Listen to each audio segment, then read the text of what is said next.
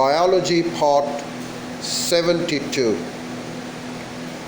Inside the red cells, this process is speeded up enormously by the enzyme carbonic anhydrase.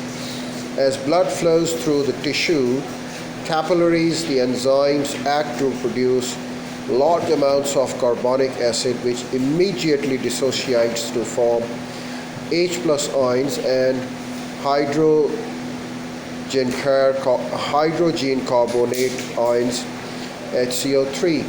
Most of the hydrogen carbonate ions diffuse back into the plasma. This outward flow is balanced by an inward movement of Cl ion called the chloride shift. Note that equal numbers of ion move in each direction so that the overall distribution of electrical charge remains the same. The H+ ions produced inside the red cells combine with the hemoglobin to form a very weak acid called hemoglobin acid. The reaction uses up some of the hemoglobin inside the red cells, causing further dissociation of the oxyhemoglobin. In this way, an increased number of H+ ions brings about an increase in the amount of oxygen release. This provides an explanation for the Bohr effect, linking an accumulation of CO2 to an improved supply of oxygen to the tissues. Destruction of red cells. Human red blood cells have a lifespan of 90 to 120 days.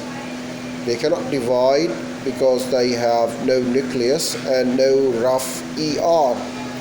They are unable to make new enzymes or structural proteins.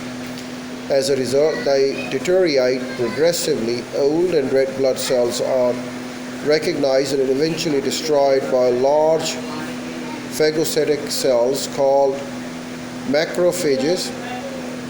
The macrophages develop from monocytes, and the bloodstream are found throughout the body, being connected in the liver, spleen, bone, marrow.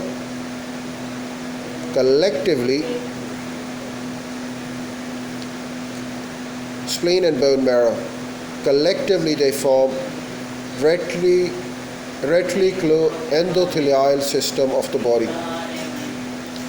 When a red cell is engulfed, our hemoglobin is broken down by the lysosomal enzymes as outlined in the figure. The protein or globin parts of the molecules are broken down into the individual amino acids, which can be reused. Iron atoms are removed from each of the 4 heme groups and passed into the blood plasma, where they combine with transferrin and circulate until reaching the liver. Here, iron is selectively taken up and stored in combination with a second protein carrier substance called ferritin.